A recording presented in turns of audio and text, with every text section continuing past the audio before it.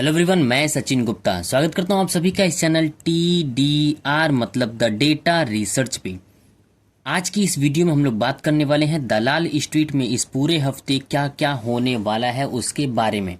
जब से नया फाइनेंशियल ईयर स्टार्ट हुआ है मतलब FY 25-26 जब से स्टार्ट हुआ है तब से इंडियन शेयर मार्केट में लगातार गिरावट देखने को मिल रहा है। अगर आप इस चैनल के रेगुलर व्यूअर हैं तो आपको ये पता होगा कि पिछले कई दिनों से हम मना कर रहे हैं कि इंडियन शेयर मार्केट में 9 तारीख तक पैसे मत लगाइए, क्योंकि नए नए रूल आ रहे हैं, कुछ कुछ नीतियां बनने वाली, कुछ कुछ पॉलिसी बनने वाला है, जिसकी वजह से इंडियन शेयर मार्केट में 9 तारीख तक गिरावट देखने को मिल सकता है। इस वीडियो में हम लोग उसी के बारे में बात करने वाले हैं कि 7 तारीख यानी आज से लेके 13 तारीख तक यानी इस पूरी वीक इंडियन शेयर मार्केट में क्या क्या होने वाला है। न सिर्फ इंडियन शेयर मार्केट में बल्कि ग्लोबली क्या होने वाला है, उन सभी के बारे में हम लोग इस वीडियो में चर्चा करने वाले हैं। लास्ट फ्राइडे यानी 4 अप्रैल को जब इंडियन शेयर मार्केट बंद हुआ था तो उस दिन लगभग 2% तक की गिरावट इंडियन शेयर मार्केट में देखने को मिला था। तो सबसे पहले अमेरिका द्वारा लगाए गए टैरिफ की वजह से ग्लोबली न सिर्फ इंडियन बल्कि ग्लोबली मार्केट में गिरावट देखने को मिला था।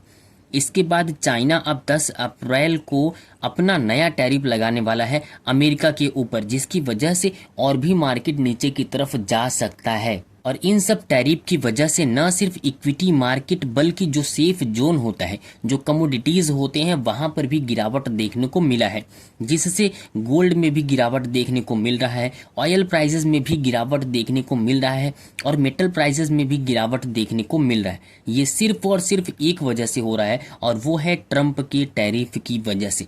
ट्रंप के टैरिफ की वजह से न सिर्फ इक्विटी में बल्कि सेफ कमोडिटीज जो होते हैं उसमें भी गिरावट देखने को मिल रहा है। वहीं FII जो इंडियन शेयर मार्केट में फिर से एंट्री कर रहे थे यानी बाइंग करना शुरू कर दिए थे, इस टैरिफ की वजह से इन लोगों ने भी इंडियन शेयर मार्केट से दूरी बनाना शुरू कर दिया है। मतलब आप अगर इस चैनल की रेगुलर व्यूअर होंगे तो 4 तारीख को मैंने अपलोड किया था FIDI डेटा के बारे में। ये FIDI डेटा जो है हर रोज इस चैनल पर रात को 9 बजे अपलोड हो जाता है। तो अगर आप हर रोज FIDI एक्टिविटी देखना चाहते हैं तो इस चैनल को रात को 9 बजे विजिट कर सकते हैं। तो उस दिन मैंने बताया था कि FI ने फिर से सेलिंग किया है। कितने का सेलिंग किया है अगर आप देखे हैं तो कमेंट करके जरूर बताइए।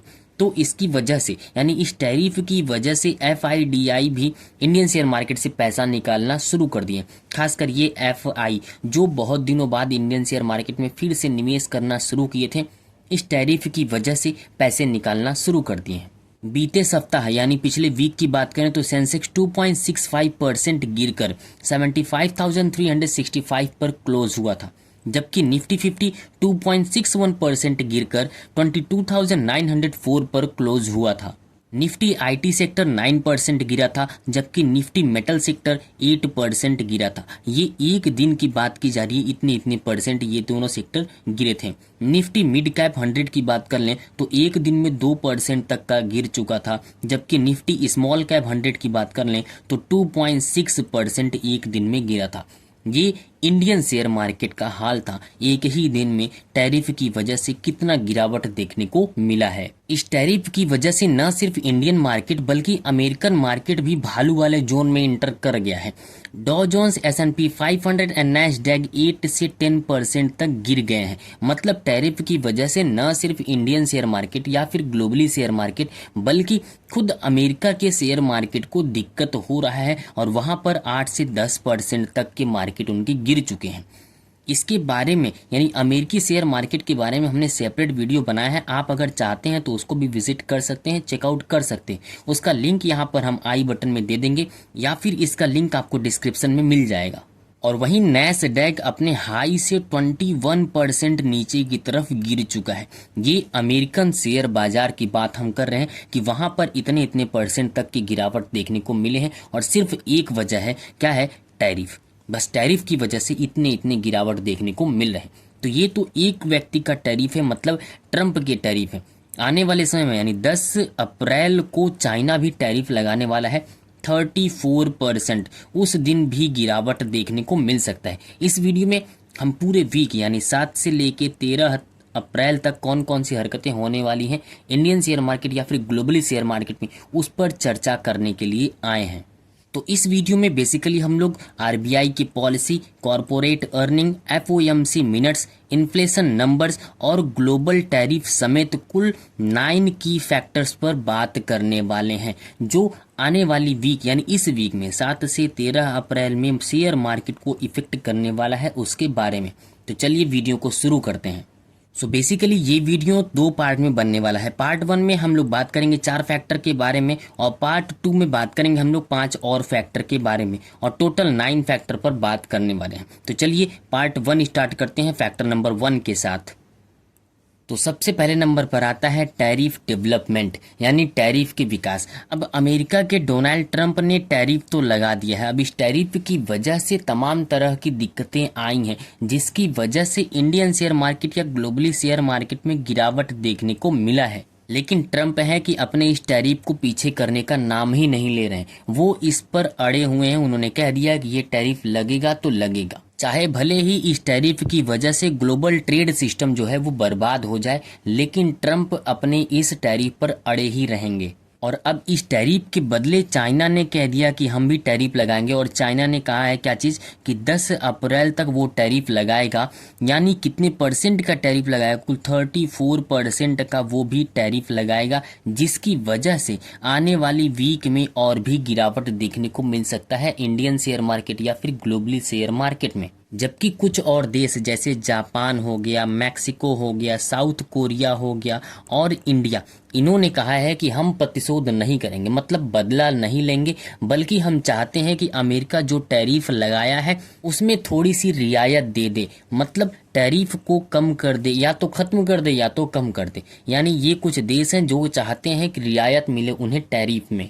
जबकि ब्रिटेन ने कहा है कि हम इनके साथ यानी अमेरिका के साथ वार्ता करना चाहते हैं, मतलब बातचीत करना चाहते हैं और उस बातचीत करने के साथ ही साथ आर्थिक समझौता भी करना चाहते हैं, जिसकी वजह से टैरिफ में कुछ ढील दिया जा सके, दोनों देशों की तरफ से टैरिफ में थोड़े ढील दिए जा सके।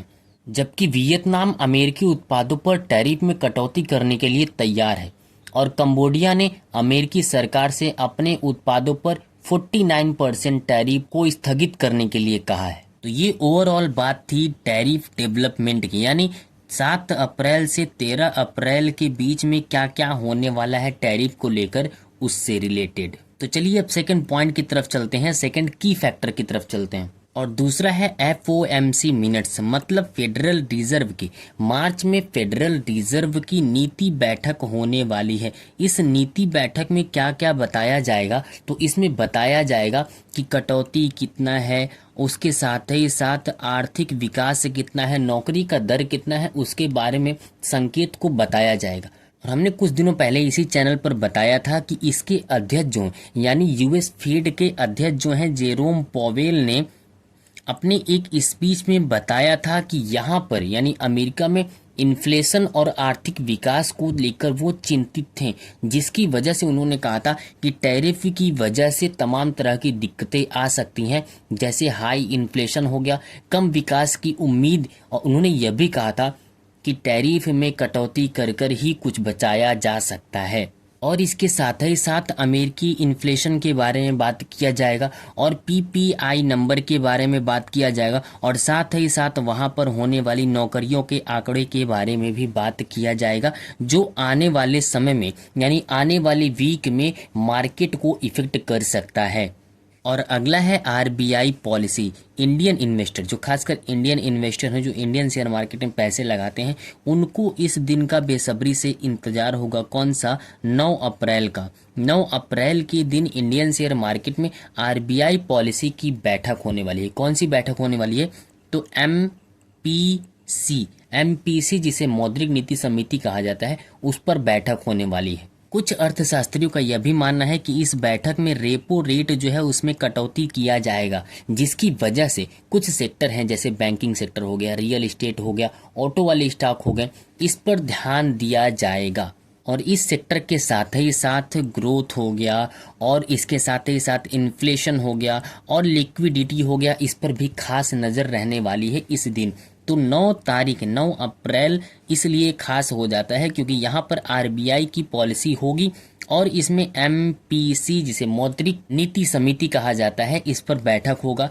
इसकी वजह से 9 अप्रैल भी इंडियन शेयर मार्केट के लिए थोड़ा खास हो जाता है।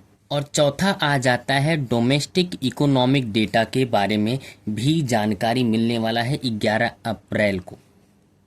तो अगर आपने इकोनॉमिक्स पढ़ा होगा तो इकोनॉमिक्स 2 तरह के होते हैं। कौन कौन से इकोनॉमिक्स होते हैं? एक होता है माइक्रो इकोनॉमिक्स और दूसरा होता है मैक्रो इकोनॉमिक्स। माइक्रो इकोनॉमिक्स का मतलब होता है छोटी मोटी चीज़ों के बारे में, छोटी इकाइयों के बारे में अगर पढ़ाया था तो उसको बोलते हैं माइक्रो इकोनॉमिक्स। जबकि मैक्रो मतलब होता है बड़ा। बड़े मतलब क्या क्या आ गया इसमें आ गया इन्फ्लेशन डेटा के बारे में आ गया, या फिर इंडस्ट्रियल प्रोडक्शन के बारे में आ गया। इन सब चीज़ों के बारे में जानकारी मिलती है। तो इसी मैक्रो इकोनॉमिक्स के बारे में 11 अप्रैल को डेटा आने वाला है, जिसमें इन्फ्लेशन और इंडस्ट्रियल प्रोडक्शन के बारे में बताया जाएगा। इन्फ्लेशन का विशेषज्ञों का मानना है कि इन्फ्लेशन रेट जो फरवरी में 3.61 था, वो मार्च में बढ़कर ज़्यादा से ज़्यादा 4% तक जाएगा। मतलब इसी डेटा के बारे में आने वाला है 11 मार्च को कि इन्फ्लेशन रेट कहाँ पहुँचा है और इंडस्ट्रियल प्रोडक्शन क्या है, कितना कितना हुआ है, इसके बारे में।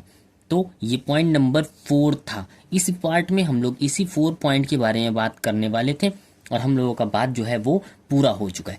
अब अगला पार्ट कुछ देर में आएगा, पार्ट 2। उस पार्ट में हम लोग बात करेंगे बचे हुए 5 जो की फैक्टर्स हैं उसके बारे में। लेकिन वीडियो के एंड में हम आपको डिस्क्लेमर दे देना चाहते हैं कि ये वीडियो सिर्फ और सिर्फ एजुकेशनल पर्पस के लिए था। अगर आप किसी भी स्टॉक को बाई, सेल या होल्ड करना चाहते हैं तो खुद का रिसर्च और खुद का एनालिसिस जरूर करिए, उसके बाद ही किसी स्टॉक को बाई, सेल या होल्ड करने का सोचिए। तो चलिए मिलते हैं अगले वीडियो में। तब तक आप लोग बिल्कुल स्वस्थ रहिए, मस्त रहिए, अपना अपने परिवार का और इस देश का भी ख्याल रखिए।